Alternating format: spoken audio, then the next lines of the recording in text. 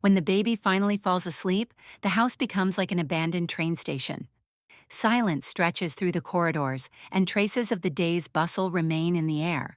The smell of warmed soup, the warm humidity from the bathroom where I wash diapers, the dim light of the nightlight, which always seems too yellow. I put a mug of cold tea on the edge of the table, check the milk in the container for morning feeding, and only then allow myself to sit down. The way people sit down who have nowhere else to fall. My husband is only 2 rooms and a wall away from me, but it feels like he lives in another city. A couple of hours ago, he said he was going out for some fresh air and went out onto the porch. The late evening air always seems to calm him. Me? No. I am calmed by specifics. A paid bill, a mark on the calendar, a clean sink without a mountain of dishes. Specifics once saved me from a childhood that was constantly collapsing like a house of cards. Dad is either free or disappears back into the system. Mom hugs or packs bags for another move, looking at the wall. I have long thought that marriage is the opposite of my past. You build a foundation and then put walls on it. But now I see I am the foundation, and the walls are everything else, and if I let go of even one beam, the house will creak and sag. We've been together for over 10 years. When I was 15, I came to him with a backpack and a toothbrush and duct tape, and his small apartment seemed like an island to me in the kitchen. There was an old refrigerator that hummed like a trolley bus, and a wall clock that was 7 minutes slow. I listened to its tick-tick, like the heartbeat of a new world. Everything was simple then. We split the bill for noodles at the nearest cafe, laughed, fell asleep under the same blanket.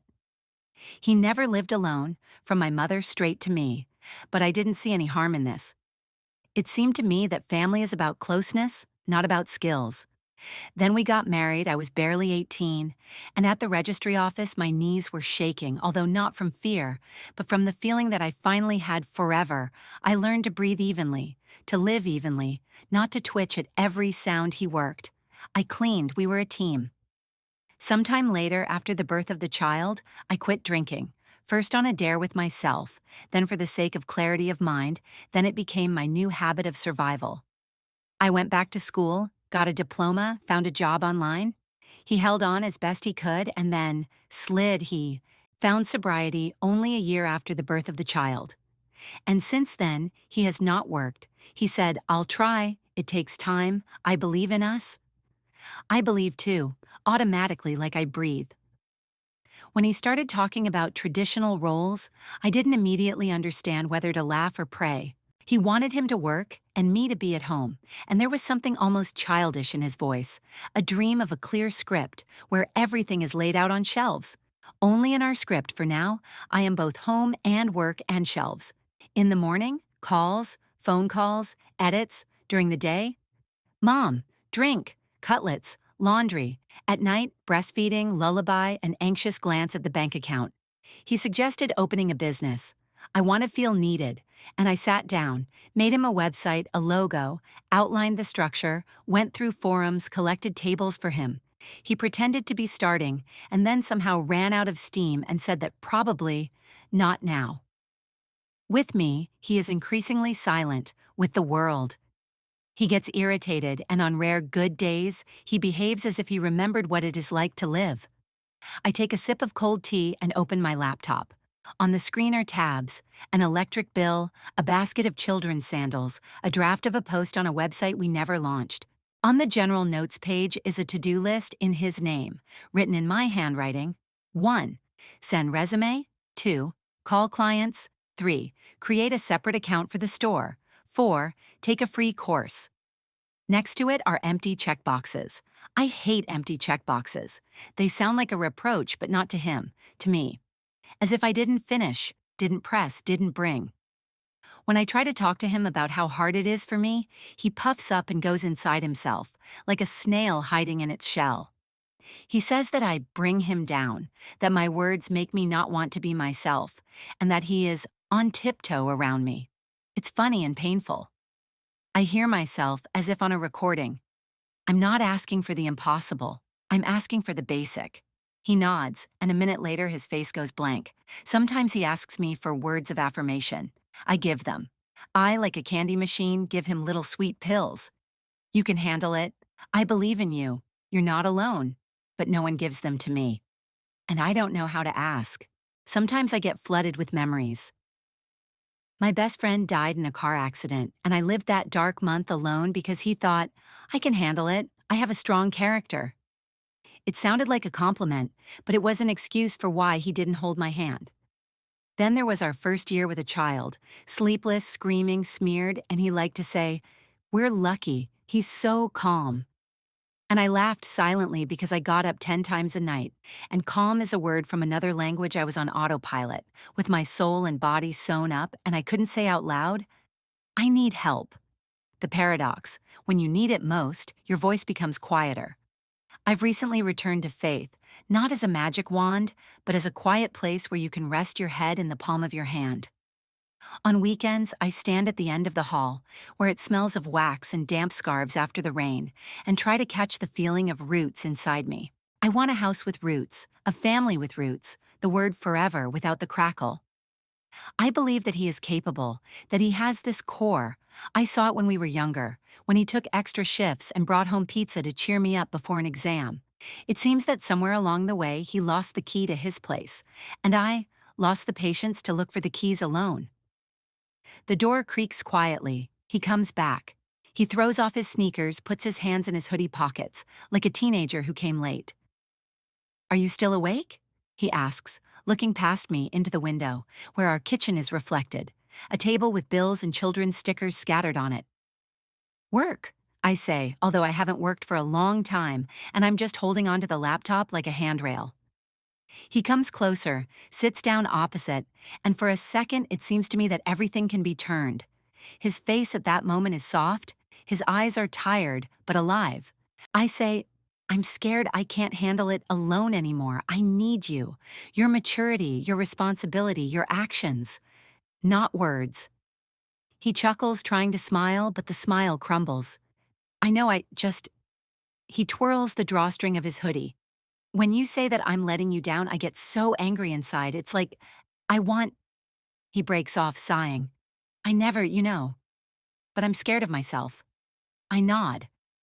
I'm scared too, because we've been living on the sidelines of our dreams for so long, like a minibus that never gets onto the main road. Tomorrow is my birthday, I suddenly say, although I didn't plan it. I don't want gifts. I want you to do at least one thing from the list. He looks up and seems about to say the right words, but the phone on the table vibrates. Without looking, he turns it face down, an old move that always makes my temple tingle. It's nothing, he says. I was planning. I've almost thought of everything for tomorrow. Was going to is about him. He often was going to. Congratulate, help. Do I nod and close the laptop because otherwise I will say something unnecessary? At night, the house becomes a train station again. There's a small light on in the kitchen, and his phone, left on the table, flashes in the darkness. A notification from the mail. I'm not peeping. I'm really not peeping. I just go up to him, pour him some water, and the screen lights up for a few seconds, enough to see the subject of the email. Confirmation of an appointment for a consultation, tomorrow, 9 o'clock. My heart takes a short, uneven breath. He didn't say a word about signing up for anything. Maybe this is the first step? Maybe he's really decided. I stand there with water in my hand, like a piece of hope, and catch myself smiling. A smile I haven't felt on my face for a long time. In the morning, I wake up before the alarm clock. Porridge, toothbrush, children's socks with dinosaurs. He comes out to the kitchen, stretching, briefly kisses me on the temple. I don't talk about the letter. I just watch him tie his shoelaces, carefully like a soldier before a forced march. What time will you be back? I ask as indifferently as possible. Today is a hard day. He wrinkles his forehead. I think I'll sleep. And then maybe I'll stop by to see my mom. You don't mind, do you? The words fall on the table like forks. His phone screen rings in my head from the night. Confirming appointment 9 o'clock. I feel something old inside me turn on, something I've been cured of for years, the desire to check, to make sure, to catch, to prove. I press my lips together to keep from breaking down. Do as you wish, I say. Just remember, today is my birthday. He smiles, the way one smiles in the presence of witnesses, only there are no witnesses. And yet he takes the keys and goes out. I'm standing by the window, counting my breaths and the minutes to 9. On the stool is our shared laptop. His mailbox is open on it, by accident, by inertia. From the night I'm not going to climb, I really am not going to. And yet the cursor blinks in the search bar, and my fingers type confirmation themselves. The letter opens, I read the first lines and understand that this is not a psychologist and not an interview. This is a consultation on the liquidation of a legal entity. Time, 9 a.m. Note, the owner did not show up for previous meetings. Ice spreads from my chest to my fingers. He didn't just start the case. He comes there to officially close what I cut out pieces of my life for at night, and he didn't even tell me about it. I close the laptop so as not to spill the trembling. The baby monitor is beeping in the nursery. The baby is calling me with his morning mama. As round as the sun, I'm walking towards him on soft legs, and at that moment the door in the hallway creaks too. Early for him to return. I freeze, holding onto the doorframe. He appears in the doorway, pale, with a telephone receiver in his hand. He looks at me as if he has just made a decision from which it is impossible to hide. "We need to talk," he says, and I realize my birthday has begun. We stand opposite each other in the kitchen doorway, like two passengers who simultaneously realize that their train is leaving from a different platform.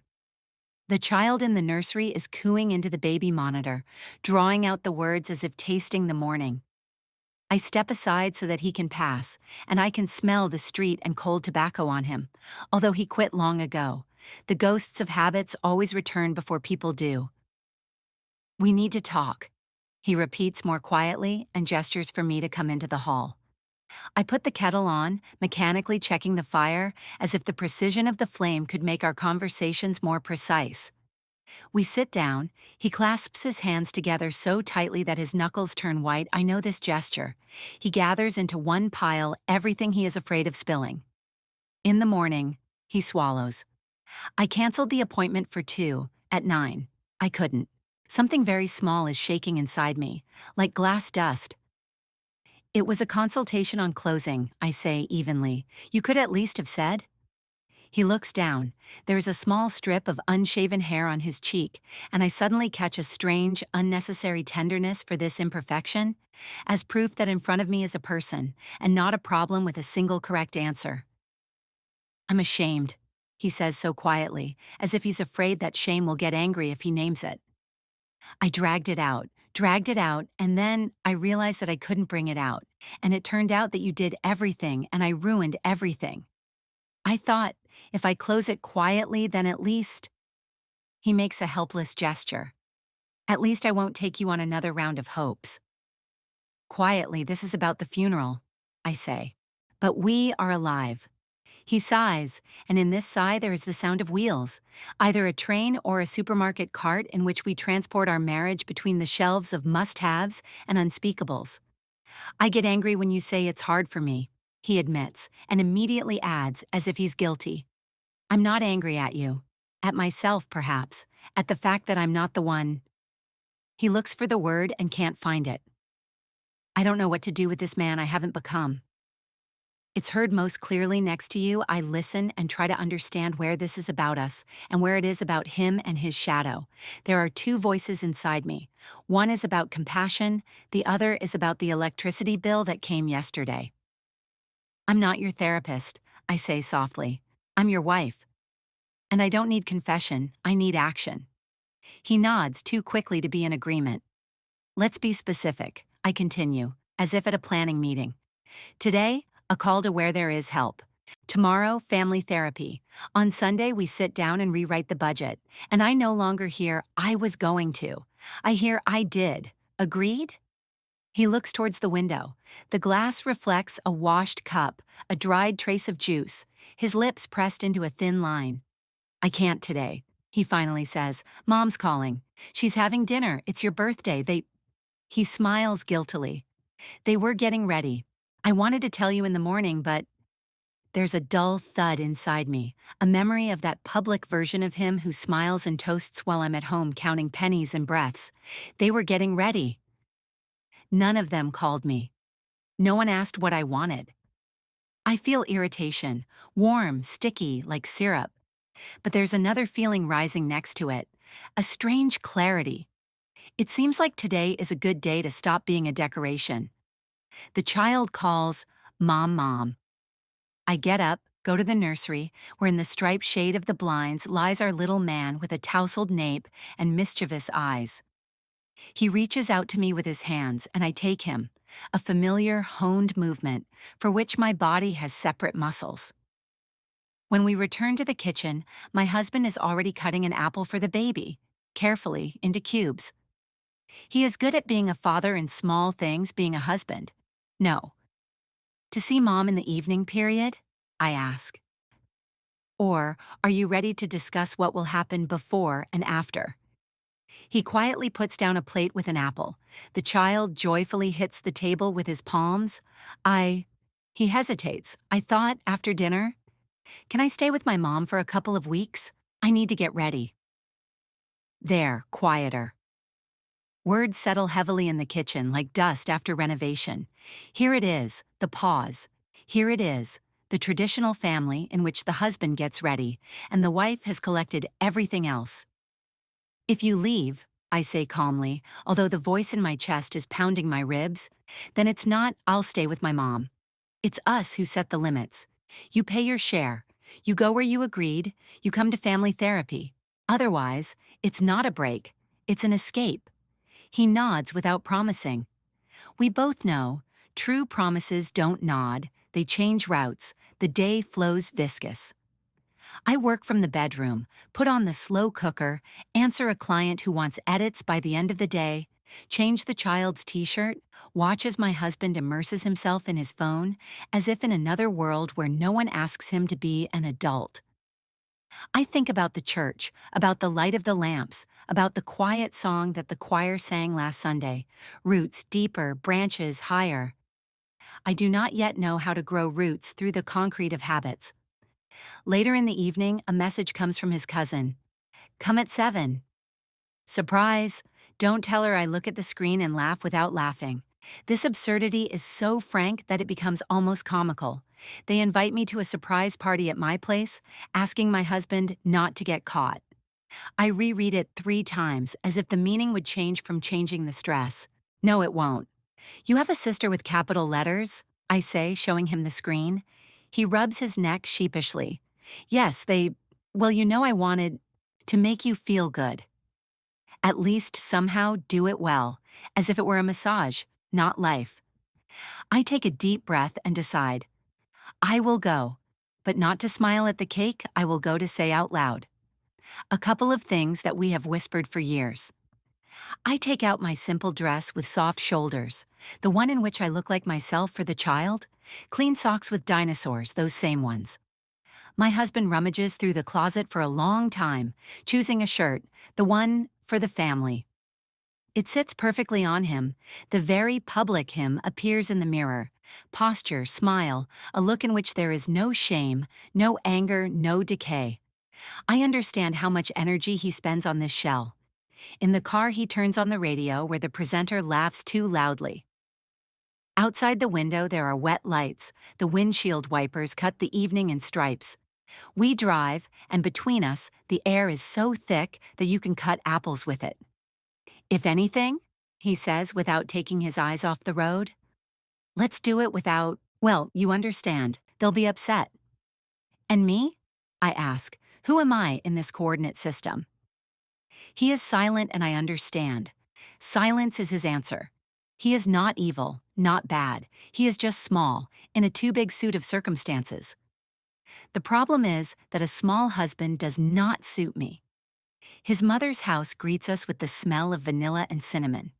In the hallway, there are 3 pairs of house slippers, some bags, packages, and his mother, radiant, with her hands raised. Surprise! Surprise is reflected in the glass of the sideboard, where everything is in its place. Crystal, porcelain dogs, a photo of my husband in a graduation cap. All ours have already gathered in the hall. Aunts, uncles, cousins. They clap, like in a TV show, where the applause signal flashes above the camera. Here she is, our little star. Mom hugs me, kisses me on both cheeks. Come on, sit down. We are so happy. He is your gold. She leans towards me confidentially. He has become so calm, a real man, a man I feel the enamel of a man's man cracking under my smile. I look at him. He's already in the center of the room with his nephew in his arms, laughing the way he laughs in public places. A little louder than necessary, and everyone here is comfortable with this version of everyone except me. The table is groaning, salads, hot dishes, candles. The cake is white with berries. My name is neatly written on it in pink icing. I look at these letters as if they were someone else's word. When they raise their glasses, Mom makes a toast. She thanks her son for how reliable he is and how well done that he pulls through everything, and how he always supports his family. The room nods. The room believes something straight and calm stands up in me at that moment. Not anger, no truth. Which is tired of living under the tablecloth, I raise my glass of compote, feeling a dozen warm glances on me. He is looking too with a wary request. Please, not now. But now is my life. Not breakfast, not tomorrow, not after. Thank you, I begin, and I hear my voice. It's not shaking.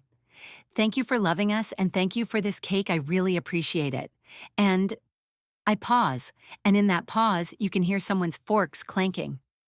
Since we're all gathered as a family, I want to say a couple of important things out loud too. At that moment, his phone vibrates in his pocket. He looks mechanically, the screen flashes for a second, just long enough for me to see the name of the caller. This is not Mom, this is not work, this is consultant liquidation. And I see how his face becomes homey for a moment, confused, tired, naked. I took a breath to continue, and I realized that right now I had to choose. Tell the truth here, or take it home again in a salad container like more leftovers.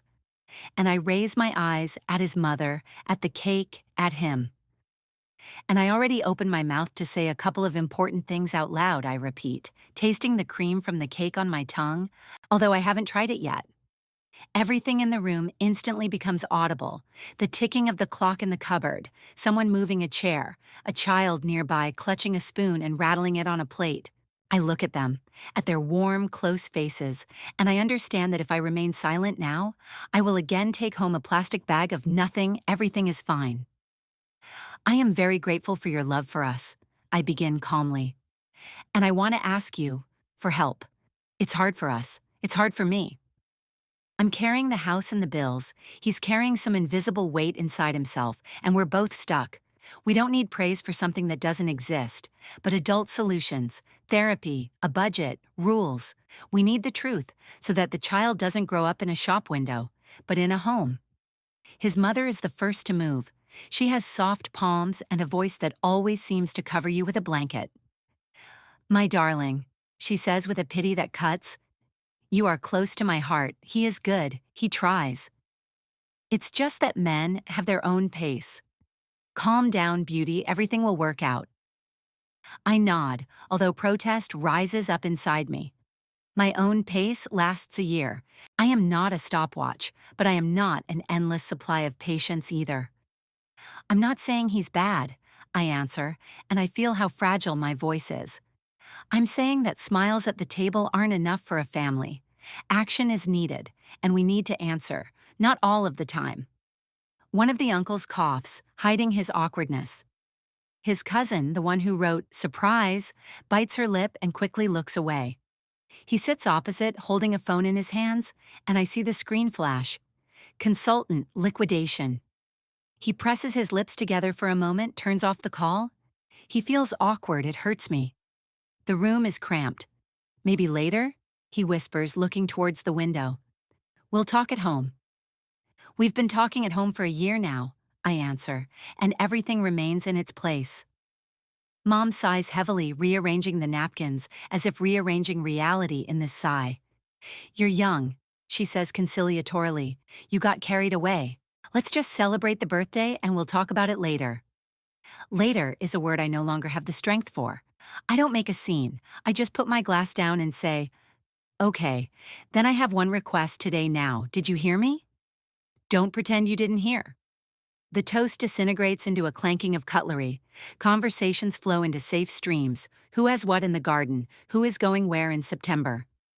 He catches my eye a couple of times and nods. That same nod that promises nothing. I get up to help in the kitchen. Movement is needed. Any movement. The kitchen smells of cinnamon and a wet rag. The mother-in-law opens the oven, takes out a baking sheet, pretends that she hasn't cried, although her eyes give it away. I silently hand her the potholders. A couple of minutes of silence, only the sizzle of oil. I know him, she suddenly says. It's hard for him when he's under pressure. Is pressure when you ask to breathe? I smile tiredly. I don't ask for a 5-day week in the mine. I ask for simple things, and not only for myself, for your grandson. She lowers her eyes, and at that moment her cousin looks in the door. She makes a quiet gesture. Come to me. We go out into the corridor. It's cramped there. It smells of a wardrobe and vanilla air freshener. Listen, she whispers. Don't be offended by Aunt Oni. Well, and she hesitates. I just wanted to say, if you need anything, write to me. I saw how you held up today. And also? She falls silent, then decides. He wrote to us in the chat that he wanted to live here for a couple of weeks. Get ready. I thought you had agreed the word chat hits like a spoon on a glass. He wrote to us, not to me, to us. So there was a decision. So he already managed to tell everyone except me. I glue my face together from the fragments, nod. I understand, I say. Thank you for telling me. Returning to the hall, I see him. He is standing by the front door, the phone to his ear. He went out for a minute. I have studied these minutes. Whole decisions fit into them. I slow down, linger in the half-shadow of the corridor. His voice is muffled by the wall, but the words appear like a watermark. Yes, at 9, he whispers. No, it didn't work out today. Tomorrow, okay. Yes, we're closing. Yes, it's official. A short pause. No, to my wife. I'm not telling yet. Yes, I know, pause. The pulse in the throat beats out dull blows. He turns and sees me on his face, that same domestic confusion.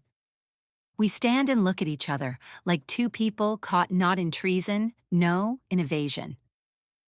I wanted to tell you myself, he begins in a quick whisper. I didn't want to ruin the evening. Evening is the surface, I answer, but our foundation is cracking. He coughs into his fist, hiding his phone. It's none of your business how I cope, he blurts out, and then catches himself. Not in that sense. I didn't ask you to make a website. You always just take everything and do it. And then, these words are like a snap on the fingers. I didn't ask. I close my eyes for a second. Inside there is silence in which a simple thought suddenly becomes clear. Love is not about I didn't ask, but about thank you and let's do it together. Okay, I say calmly, then I don't ask either. I set the boundaries. Today you and Mom make a wonderful dinner tomorrow morning. I make an appointment with a family therapist. You confirm the time we make a budget, and you tell the family the truth. If you go to live, this is not a sanatorium. These are the conditions. If there are no conditions, there will be no to live. There will be separate lives with all the ensuing. He turns pale. Are you blackmailing me? I'm protecting myself and our child. These are different things. He opens his mouth, but from somewhere in the hall comes, bring in the cake. The festive light returns. We retreat back into the room, each to his place in this play. The cake smells of vanilla. The candles tremble from the draft. Make a wish. They laugh around. I look at the tiny lights and don't ask for anything supernatural. Just one thing, that tomorrow won't be like yesterday. I exhale and blow out. The smoke spreads across the cream like fog across a field. After the toast and songs comes the guest phase. Someone knits a scarf from compliments, someone takes pictures, someone shares recipes. He is nearby, holding a child on his hip. Both laugh, and it is truly a beautiful picture. For a postcard. On the back of the postcard is my to-do list for tomorrow. We leave closer to 9 in the car, the radio and rain. He is silent. Me too. When we approach the house, he suddenly turns off the engine and turns to me. I'm not a monster, he says quietly. I don't want to hurt you. I don't know how to be who you see me as. I don't see you as a monster either, I answer. I see a person who is tired and confused. But until you admit that the focus is not on me, not on mom, not on the tempo, but on you, we will live in a pause. I don't want to live in a pause. He nods, a tired, helpless yes. We get up. I bathe the child, he dries his hair. Habitual movements save the evening from falling apart. When I put the baby to bed, the room is dark and warm. I whisper a short prayer, not a request, but a confession. Give me the wisdom to distinguish, where to endure and where to set a limit. This is not magic. It is an anchor so that it does not get carried away. He packs his bag in the hallway. He takes an old backpack out of the closet and puts the simplest things in there: a couple of t-shirts, a charger, a razor. I stand next to him and watch. No brainwashing, no drama. I just record the fact. The man I love has decided to wait out our life in another apartment. For a couple of weeks, he repeats, as if saying it a second time would make it true. I'll call about a therapist. And he trails off. Sorry for ruining your holiday. You didn't ruin it, I say, unexpectedly honestly. You just showed where we are. He looks up. In those eyes is the guy with whom we shared noodles and laughed at the slow clock. He moves his lips as if to say thank you or save us, and doesn't speak. Opens the door, lingers for a second as if listening to the house, and leaves. The apartment becomes truly quiet. The silence is not hostile, rather wary. I wash my cup, wipe the table, open my laptop. I write 3 letters to the therapist with a request for the nearest time. To myself, a list of things to do for tomorrow, and to him, a short letter with conditions, budget, therapy, truth. I send and close.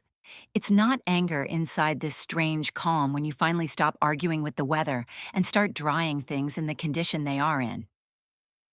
The night is long, but I sleep. The morning comes with the smell of porridge and children's sleep. There are 2 letters on the phone, one from the family center. We can accept tomorrow at 10 confirm. The second, from the flower shop. Your order has been accepted delivery today. 9:30, 25 white roses. Postcard, sorry, let's start over? I look and understand. He is simultaneously a person from yesterday and a person from tomorrow. Bouquets are beautiful, but roses do not pay bills and do not sign up for therapy. I choose the therapist's letter, confirm, 9:30. The doorbell rings. I smile automatically, imagining a sleepy courier with a bulky bouquet. I pick up the child on my hip, go to open the door, adjusting a strand of hair as I go. I open the door. On the threshold is not a courier. On the threshold is his mother, in a coat, with rosy cheeks from the morning wind and a small suitcase on wheels. Behind her is a taxi, in the depths of which you can see that very backpack of her husband. She smiles the way they smile when they have come. Just to help for a couple of days, and without waiting for an invitation, steps into the corridor. Get ready, she says cheerfully, as if inviting you to a picnic. I'll take the baby with me for a week. Let him get some rest, you both. I swallow. The child reaches out to me, presses his nose to my shoulder. The suitcase quietly scratches the linoleum. The world narrows down to one phrase that is already stuck on my tongue, and our entire next step will depend on how I pronounce it. No, I want to say, or let's talk, or on, what terms. But at that moment, the taxi honks again downstairs, and he comes out of the entrance, with a backpack and an empty look. He raises his head, meets my eyes, as if for the first time in a long time he sees me without the glass of the shop window. He opens his mouth, to say that I will come to therapy tomorrow. He exhales, and his voice is unexpectedly even. At 10, I saw your letter, I will come, I want to figure it out. His mother turns away from the suitcase like an actress who has suddenly had her lines rewritten. Okay, wait, she says, pressing the suitcase handle to her chest as if it were a barrier. I'll still take the baby. You need time. You, she nods to me, will get some sleep. He'll cool down, and a baby at grandma's is always a holiday. The child doesn't understand the meaning, but he feels the tone. He presses himself closer to me, puts his hand under my collar, searches for skin. I inhale the scent of his hair, warm, milky, mine. A calm, dense wave rises in my chest. No, I say softly, but so that everyone can hear. No, for a week. He's still on the breast, and we have therapy tomorrow. If you want to help, let's agree on a few hours a day. But to take him away and decide for us? No. Mom shudders as if from a clap. Her "we will help" always looked like "we will solve." But it's for you. She spreads her hands. You said it yourself yesterday. It's hard for you. It's hard for me, I agree. And that's why I need rules, not rescue operations without asking. He stands between us, confused, like a boy who is equally pulled by the sleeves by two teachers, each of whom is right in her own way. And suddenly, a rarity, he takes a step towards me. Mom, he says, and it seems he's surprised that he says it calmly. No need to take him. I'll come to therapy tomorrow, and today, if you want, you can walk with him for an hour in the yard. And that's it. Mom is speechless for a second. Then she gets ready. You both. She opens her palms and closes them again. Okay, I wanted the best. An hour is an hour, just put on your hat. It's windy. And, she stutters, and remember, son, home is where you are loved. Home is where you answer. I answer quietly, and I don't know if she hears. A courier appears, as if someone had staged this scene to the point of absurdity. He balances in the doorway with a giant bouquet of white roses. The entire hallway instantly smells like a floristic refrigerator. On the card, "Sorry, let's start over." I look at the flowers, at the suitcase, at the backpack, at my son who reaches for the paper because it rustles. And I understand.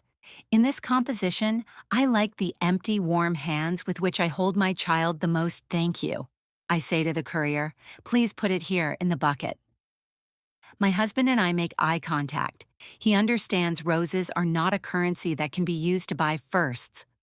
Mom takes the baby out into the yard. I put his shoes on, straighten his scarf, kiss the top of his head and say, home in an hour. She nods a little offended, but carefully takes her grandson by the hand. The door slams shut, and the hallway is finally empty. On the rug, there are wet marks from the taxi and a thin scattering of white petals, accidentally dropped by the courier. They stick to the soles when we enter the room. We are left alone, for the first time in a long time without decorations and witnesses. No cake, no toasts, no not now from anyone. Just us and the table, on which lies my list: therapy, 10 o'clock, budget, boundaries. Shall we sit down? I suggest. He sits down and immediately does something he never does. He puts his phone face up. I notice this movement, a small but important seam in the fabric of the moment. I'm closing that case, he says, not waiting for me to begin. This isn't a business. This body has no pulse, and I probably held onto it for so long because it was a nice way of not seeing the real failures. He rubs his forehead. I really don't know how to be the husband you deserve. But I know what kind of husband you can't be. I was like that. And he pauses. If after therapy you decide it's better for us to separate, I'll accept. I won't hold you. Just tell me how I can be a father. I didn't expect these words, and that's why they don't sound manipulative. There's no "I was going to" in them. There's "I hear" in them. I feel my shoulders drop an inch for the first time in days. I pick up my pen. Look, I say, this is not a sentence. This is a plan. Official separate life for 3 months. During this time, you, therapy separately and family once a week. Look for a job, not a dream, but money. Any shifts bring home at least part of the bills. I stop pulling for you. We write down the days and hours when you are with the child. No overnight stays for now. Not because you are bad, but because he is used to falling asleep with me by the end of 3 months.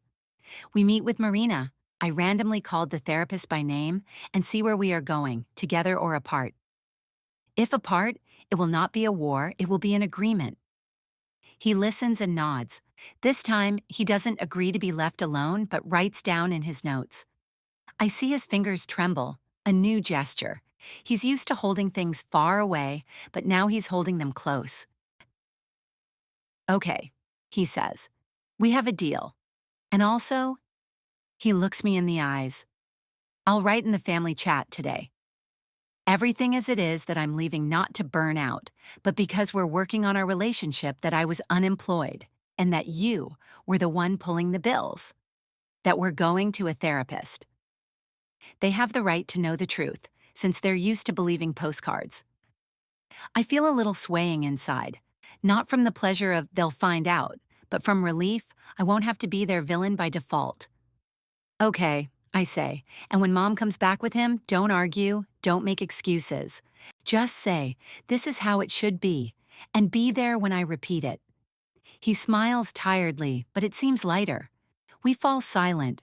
The silence between us for the first time in a long time does not sting. They return from the street, laughter, the rustling of wheels. Mom, slightly offended but already involved in the hour, takes off her grandson's hat. He has pink ears and a wet nose. She is ready for battle, but sees us at the table, with paper and pen in this strange working silence. I'll leave now, she says, looking appraisingly from one face to the other.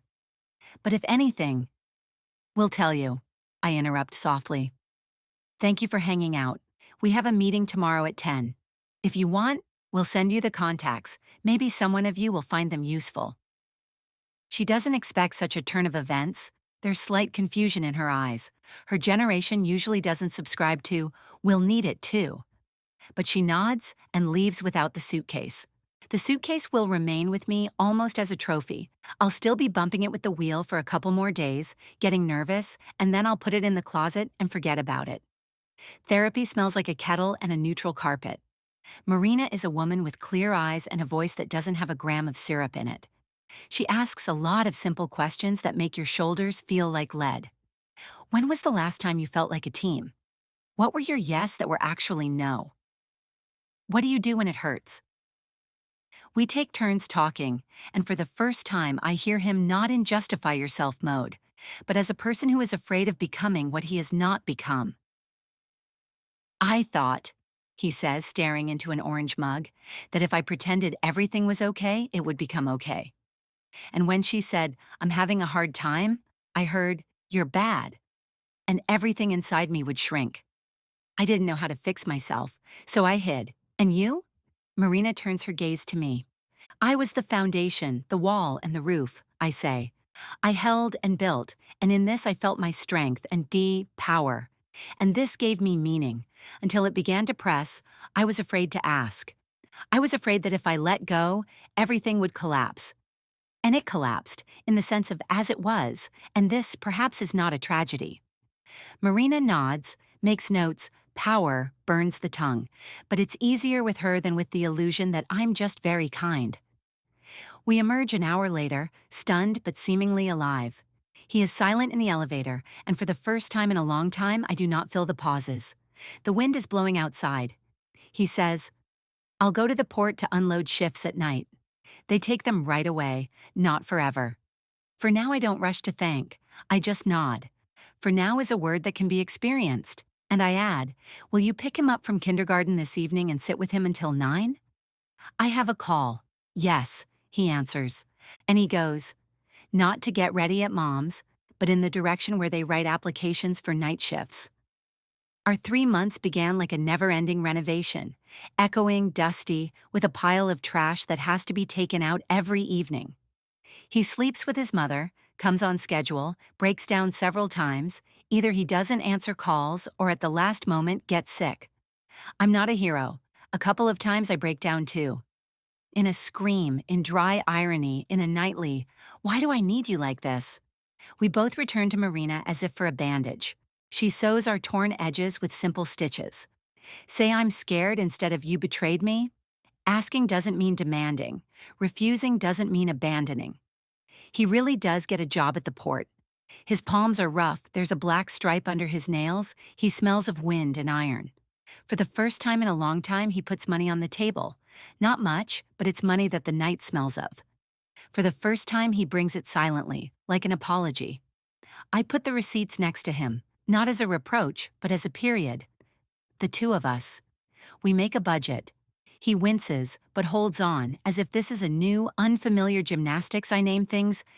It hurts me when you switch off. I worry when you take the child and don't write where you are. I need silence on Sunday from 2 to 4 p.m. This is my hour of silence. He learns not to argue with the form, but to listen to the content. Sometimes it works, sometimes it doesn't. I learn not to pull out of my sleeve. Well, of course, as always, sometimes it works, sometimes it doesn't. His family learns the truth. The Nashi chat is crackling, first shock. Why is she talking about you like that? Then silence, then the occasional awkward emoji.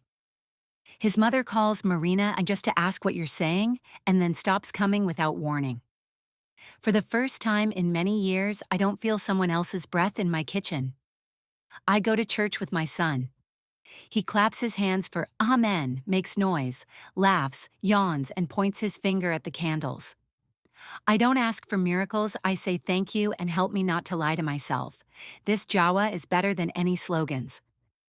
In the second month, he comes to the family meeting with a notebook. He brings to the table a hand in which the words are written. I apologize. I'm trying differently, Ampao.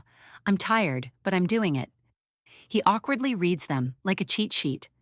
I hear the main thing. He stopped getting ready and started doing. And still, I don't promise myself endings. I choose real verbs. We live, we grow, we agree. At the end of the third month, we come to Marina to sum up the results. She asks, what has changed? I stopped expecting flowers instead of news, I say, and I started talking before shouting. I stopped burying my head in the sand, he says, and I realized that being a husband is not a role, but a job that you either do or don't do. And how are you with this? Marina smiles a colorless, quiet smile. We look at each other. There is no fireworks inside me. Inside there is human fatigue and some new air. I'm not ready to bring him home, I say, and I hear how it sounds not like punishment, but like honesty. I need more time to live alone, truly alone with my own decisions. And it's important to me that he continues what he started, not because I'm there, but because that's how his life is. If the picture is the same in 3 months, we'll discuss it. If not, we'll part peacefully. Without broken doors, he nods. There is no offense or relief in his eyes at this moment, but acceptance. He finally stops looking at me as a judge. He looks at me as a witness. I'll wait, he says, but not on pause in work. And thank you for not crushing. You had every right, I smile. Without triumph, I have the right. A strange currency that is too often paid for walls when you tear them down for the sake of a window. We go out. The street smells of wet grass. He leaves for his shift. Not a hero, not a villain, a man in a jacket with a notebook with 3 words in his pocket. I go home. Not a winner, not a loser, a woman with a child who has her hour of silence at 2 p.m. Today. 6 months later, my house sounds different. Not because the problems have disappeared, because there is an emptiness in it that doesn't scare me. I've learned to leave empty areas of silence. I no longer live like a dispatcher who has all the flights in his hands. I plant rosemary on the windowsill, simply because it smells like the kitchen of my childhood, if I had a childhood with a kitchen. He still lives with his mother, but comes on schedule. And yes, he lost his temper once, disappeared for 2 days because the shift was moved. I didn't interrogate him, I wrote. When we see each other, we'll discuss it's my and the child's boundaries. You have responsibility. He came, sat down, told me asked for help, not from me, but from the therapist. For the first time, I saw how a person chooses not the easier path, but the right one. We haven't returned to each other, not yet, maybe we won't. I stopped looking into the future's eyes like in a mirror, and it stopped scaring me. I do things, laugh with my son, I get tired and ask for help. From a neighbor, from a paid nanny for 3 hours. From God, from myself, from yesterday I stopped whispering the truth. It turns out she doesn't yell back. One day he comes and puts on the table. Not a bouquet, but a piece of paper, a receipt and a shift schedule. On the receipt are the numbers that are enough for us to pay for the garden and the electricity. A strange, quiet gratitude rolls over me, without effects, without, you see how it should be, just thank you. He smiles in a way he hasn't smiled for a year, awkwardly without armor, and asks, can I stay for dinner? Yes, I say. For dinner, yes. For the night, no. We eat soup. The child laughs and launches a boat out of a potato. And this is also life, not a movie, not a postcard. Warm, a little crooked, but honest. On Sunday, I stand again at the end of the hall, where it smells of wax and wet coats. Next to me is my son. He reaches out to the candlelight, then looks at me and smiles. I whisper, "Thank you for the roots." And I add to myself, "And for the fact that this land is me."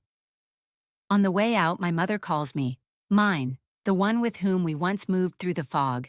She speaks timidly, as if they were someone else's words. I'm thinking, maybe I can sit with him on Wednesdays? I'm clean now, and I want to answer. 2, I lean against the wall and laugh, quietly, without parentheses. It seems that roots are a contagious thing. Someone begins to grow, and the soil around responds. In the evening, a message from him arrives, short, without preambles. I don't know who we will be in a year, but today I am a person who works, comes, speaks, and doesn't hide. Thank you for leaving me a chance to become him. I look at the screen for a long time, then write, "Thank you for taking on your part." Next week, you can take him to the zoo.